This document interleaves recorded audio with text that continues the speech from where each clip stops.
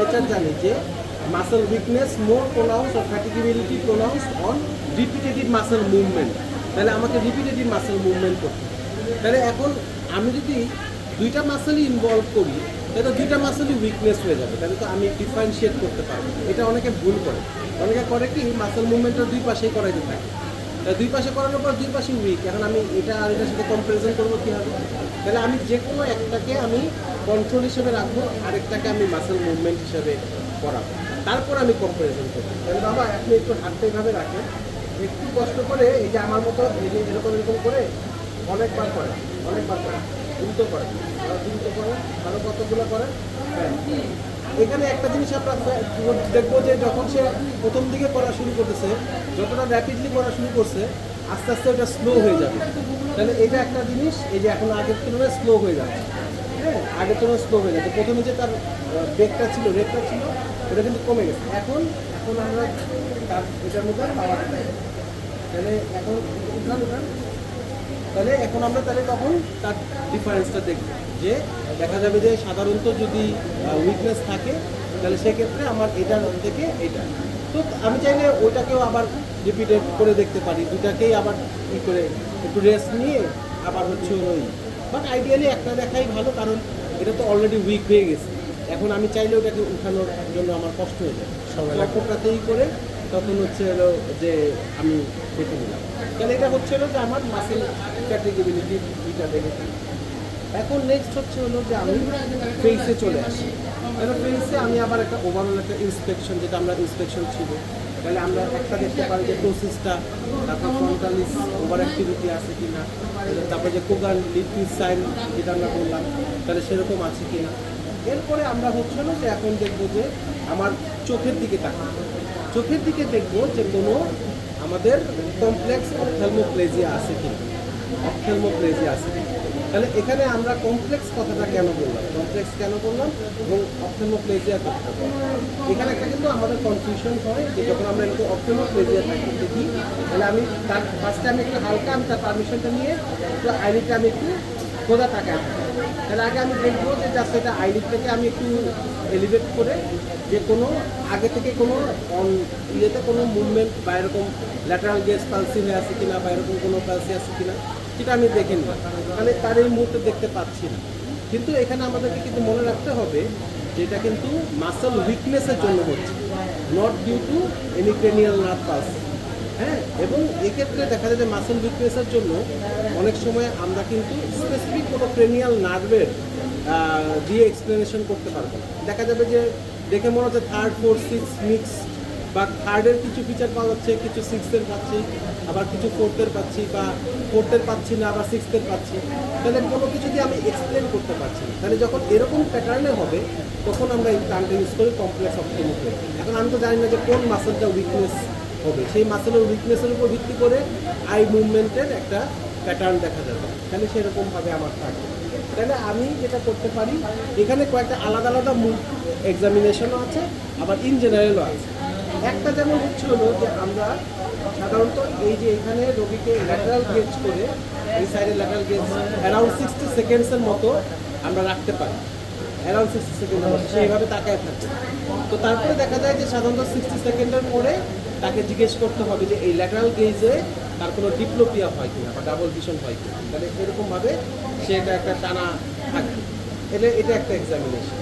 আরেকটা হচ্ছে যে 60 সেকেন্ডের মতো এই উপরের দিকে তাকান একটু, তাহলে 60 সেকেন্ডের মতো এই উপরের দিকে সে তাকায় থাকবে, তাহলে তখন দেখা যাবে যে তার টোসিসটা যেটা যতটুকু ছিল বা এখন নাই, কিন্তু সে এখন আস্তে আস্তে ওটা কষ্ট হচ্ছে না, তাহলে থাক ওটা, তাহলে তার ওটা প্রোনাউন্সড হয়ে যাবে।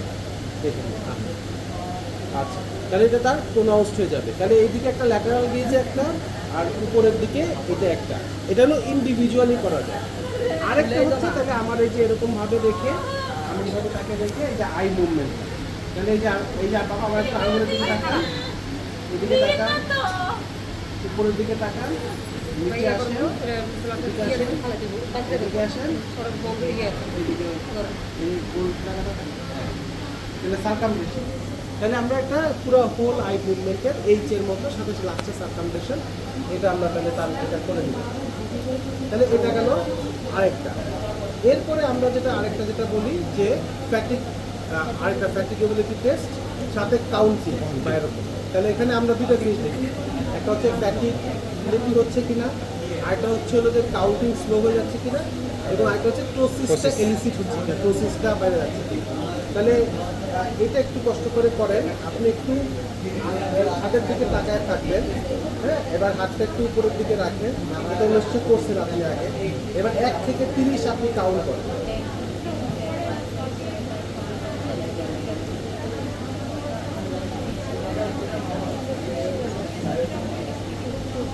এখন সে বেশ ভালোই পারছে। তাহলে আমাদের কয়েকটা জিনিস এক্সপেক্টেড ছিল, একটা হলো যে এটা আস্তে আস্তে নামায় যাবে, 2 নাম্বার হচ্ছে হলো যে তার 1 থেকে 30 সে যে ফার্স্ট রেটে বলতেছে আস্তে আস্তে এটা স্লো হয়ে যাবে বা আস্তে লাস্টে সে বলা বন্ধই করে দেবে। আর এটা হচ্ছে টোসিসটা আস্তে আস্তে তার হওয়া শুরু করবে, এভাবে আস্তে আস্তে নেমে যাবে। তাহলে এটাও আরেকটা আমরা কি দেখতে পারি। এরপর আরও যে একটা স্পেশাল জিনিস আছে, যেমন হচ্ছে হলো যে যদি তার এরকম ফর এক্সাম্পল টোসিস থাকে, ফর এক্সাম্পল আপনি চোখটা বন্ধ করে রাখেন, ফর এক্সাম্পল তার বাইলেটারাল টোসিস আছে, তাহলে আমি দেখলাম যে একটার মধ্যে কত টোসিসটা অ্যাসিমেট্রিক্যাল আছে, একটা একটু খোলা একটা বন্ধ এরকম। ফর এক্সাম্পল আমি করলাম কি এই টোটিক আইটাকে আমি এলিভেট করলাম, তো এলিভেট করার পরে দেখা গেল ওই অপোজিট সাইডে যেটা এটা ফার্দার গ্রুপিং হয়ে গেল। হ্যাঁ, মানে আমি এই টোটিক আইটাকে যখন আমি এলিভেট করছি, অপোজিট আইলিডটা ফার্দার গ্রুপিং হয়ে গেল। তাহলে এটাকে বলে herring slot, HERING herring slot. Herring স্লটে আমি এরকম করে খুললে আবার অপোজিটটা এরকম আরও ফার্দার গ্রুপিং হয়ে যায়। তাহলে সেরকম এটা আমরা একটা দেখতে পাই। এটা কি কম টোটিক যেটা ওটা আমরা, হ্যাঁ, যেটা কম টোটিক ছিল সেটা ফার্দার গ্রুপিং হয়ে যায়। আমরা যেটা বেশি টোটিক তাকে উঠাবো, তাহলে কম টোটিকটা দেখা যাবে যে গ্রুপিং হয়ে যাচ্ছে। তাহলে ওইটা উঠানোর কারণে ওইটার একটা মানে হয়ে যাচ্ছে, ফ্যাটিক হয়ে যাচ্ছে। আর এছাড়া হচ্ছে আলাদাভাবে তুমি তাকে কাউন্টিং জাস্ট করতে বলতে পারো যে 1 থেকে 30 এরকম আপনি বলেন, এরকমভাবে এটা একটা। আরেকটা যেটা হলো যে আমি রোগীকে বলতে পারি যে নেক ফ্লেক্সর। তাহলে নেকটা সাধারণত আমরা যখন পেশেন্টের পজিশন দেখবো, রোগী দেখবো কি সবসময় এরকম করে উঠে আসে, কারণ তার হচ্ছে নেক এক্সটেনশন হয় না, নেকটা এক্সটেনশন হয়, নেক এক্সটেনশন উইকনেস থাকে। তো এই জন্য তার সবসময় একটু এরকম করে একটু ফ্লেক্স পোস্টার থাকে। তো এখানে আমরা সাধারণত ফ্লেক্সর, নেকের যে ফ্লেক্সর মাসেল সেটার উইকনেসটা আছে কিনা দেখবো। তাহলে আমি তাকে বলবো যে পিছনের দিকে আপনি মাথাটাই দেন, মাথাটা পিছনে প্রেস করে। এটা করতে গেলে আমার এই যে ফ্লেকশন হচ্ছে, তাহলে দেখা গেল যে এরকম সে এরকম করতে পারতেছে না।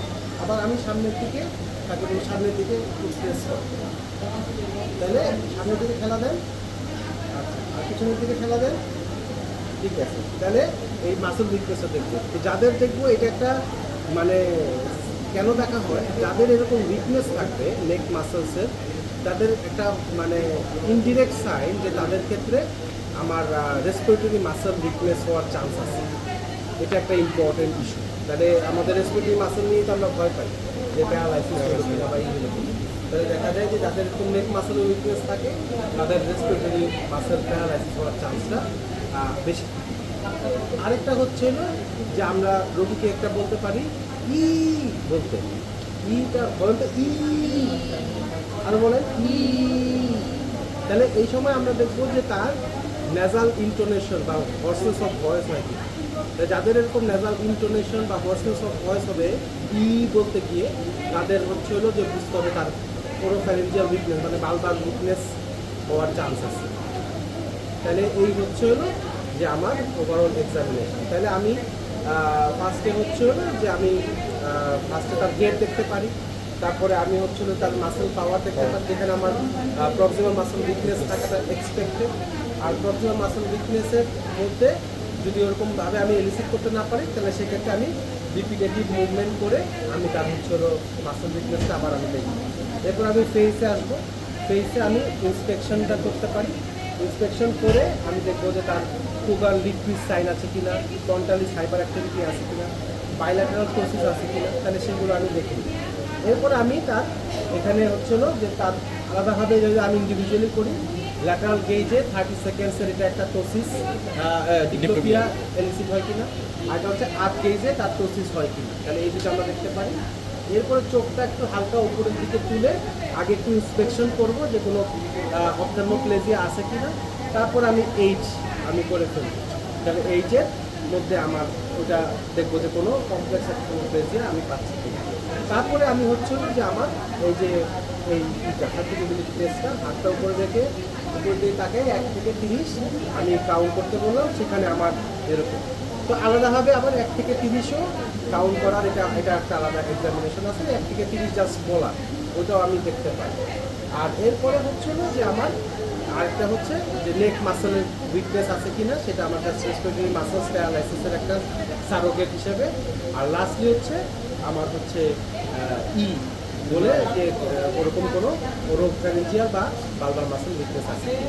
তাহলে এই কয়টাই হচ্ছে আমার রিলেটেড টু এক্সামিনেশন। এখন আমাকে বলতে পারে যে আর কিছু করতে চাও কি, তাহলে আর কিছু করতে বলতে যেমন একটা ইম্পর্টেন্ট যে যেহেতু টোসিস আছে, তাহলে টোসিসের ক্ষেত্রে আমরা মোস্ট কমন কজ কি টোসিসের, হ্যাঁ থার্ড নার্ভ কজ। তাহলে সেক্ষেত্রে আমার পিউপিল দেখাটা অবশ্যই উচিত। তাহলে বলতে হবে sir I would also like to check the pupil, তাহলে সাইজ অফ দ্য পিউপিল বা পিউপিল ডাইলেটেড বা কনস্ট্রিক্টেড এরকম কিছু কিনা, তাহলে সেটা আমার ভেরি ইম্পর্টেন্ট। তাহলে এই ক্ষেত্রে আমার এটা দেখতে হবে।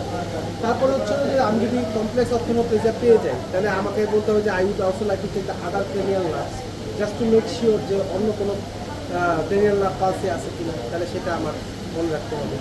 তারপর হচ্ছে যে I would like to check the neck, তাহলে নেক কেন, তাহলে অনেক সময় এটা একটা অটোইমিউন ডিজিজ, তাহলে এর সাথে থাইমোমা অ্যাসোসিয়েটেড থাকে, এই রোগীর তো থাইমোমা আছে। তাহলে থাইমোমা যদি ওইভাবে আমি হয়তো বুঝতে নাও পারি, বাট অনেক সময় একটা একটা সোয়েলিংয়ের মধ্যে আমরা সোয়েলিং করতে বললে তখন একটা মুভমেন্ট আমরা দেখে একটা বুঝতে পারি। অথবা আদার অটোইমিউন ডিজিজ থাইরয়েড, সেটাও থাইরয়েড এনলার্জ, অনেক সময় গ্রেপস খুব কমনলি অ্যাসোসিয়েটেড, তাহলে সেক্ষেত্রে আমার একটা থাইরয়েড সোয়েলিং থাকতে পারে তোমাদের, তাহলে সেই ক্ষেত্রে গ্রেপসে দেখতে হবে যে তোমার কোনো গ্রেপসের মতো কোনো কন্ডিশন আছে কিনা, বা আদার কোনো অটোইমিউন ডিজিজ, অনেক অটোইমিউন ডিজিজও এর সাথে রিলেটেড থাকতে পারে। তারপরে আরেকটা ইম্পর্টেন্ট হচ্ছে যে আমার রিফ্লেক্স দেখতে হবে।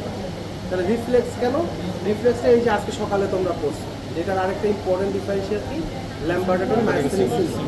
ল্যাম্বার্ডার মাইস্টেনিক সিনড্রোমে রিফ্লেক্স হতে পারে না, অ্যাবসেন্ট বা ডিমিনিশড হতে পারে না, তাহলে সেক্ষেত্রে আমার রিফ্লেক্সটা দেখতে হতে পারে।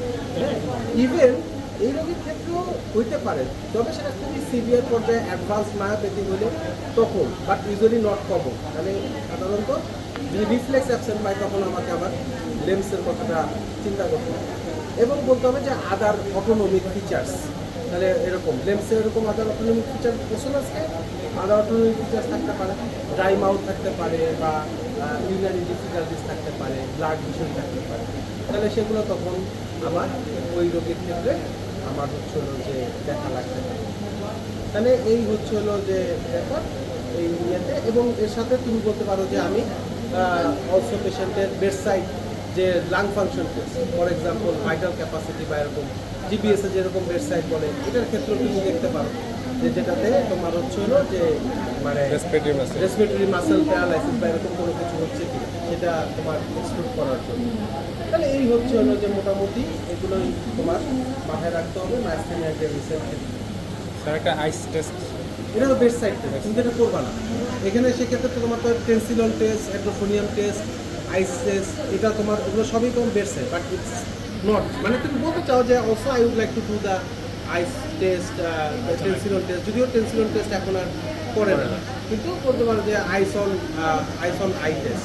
তাহলে আইস অন আই টেস্টটা কি, রুল অফ 2, তাহলে তুমি একটা আইস প্যাক, তাহলে তোমার হচ্ছে 2 সেন্টিমিটার না 2 মিলিমিটার, 2 মিলিমিটার, ঠিক আছে, সেন্টিমিটার তো অনেক বড়, তাহলে 2 মিলিমিটার, তাহলে 2 মিনিট তুমি দিয়ে রাখবা, 2 মিনিট পরে 2 মিলিমিটার যদি আইলিড এলিভেশন হয়, দ্যাট ইজ আইস, আইস, হ্যাঁ আইলিড আইস অন, হ্যাঁ 2 মিলিমিটার হ্যাঁ খুব ছোট, এতটুকুই তুমি মেজার করবা, অতটুকুই। স্যার ধরে রাখবো, আমি ধরে রাখবো, হ্যাঁ আমি কি স্যার তুমি যে এখান থেকে এখানকার ডিস্টেন্সটা মাপবা, প্রসেস হয়ে আছে না, হ্যাঁ। এখান থেকে তুমি ধরো এখানে একটা এই যে আইব্রো থেকে এখানে তুমি একটা ডিস্টেন্স মাপবা, এরপরে যখন উঠবে 2 মিনিট পরে তখন তুমি আবার একটা ডিস্টেন্সটা মাপবা, তাহলে এই ডিফারেন্সটা বুঝে যাবা যে আগে যা ছিল, ধর আগে ছিল 7.2, এখন হয়ে গেছে 7, তাহলে তো 0.2 ইমপ্রুভ হয়েছে, সেটা দিয়ে ডিফারেন্স। সেটা একটু হয় কেন ঠান্ডায়? হ্যাঁ? improve কেন হয়? এটা না আমি নিউরোলজিস্টদেরও জিজ্ঞেস করছি, এটা তারা বলতে পারে না। হ্যাঁ, এটা একটা এটা- আমি গুগলে একটা ইয়া দেখছিলাম, ওরা বলছে যে আইস দিলে নাকি অ্যাসিটাইল কোলিনেসারেজ এনজাইমের যে হ্যাঁ, অ্যাক্টিভিটিটা হ্যাঁ। ওইটাই এটা মানে বাড়ে। এটার কোনো এখনো কোনো মানে নাই, মানে প্রুভেন না, বাট ও যেটা বললো এটাই, মানে আমিও তাই শুনছি যে এটা এরকম হয়। এনজাইম কাজ করলে টেম্পারেচার লাগে, ওটা কমে যায়। টেম্পারেচার, হ্যাঁ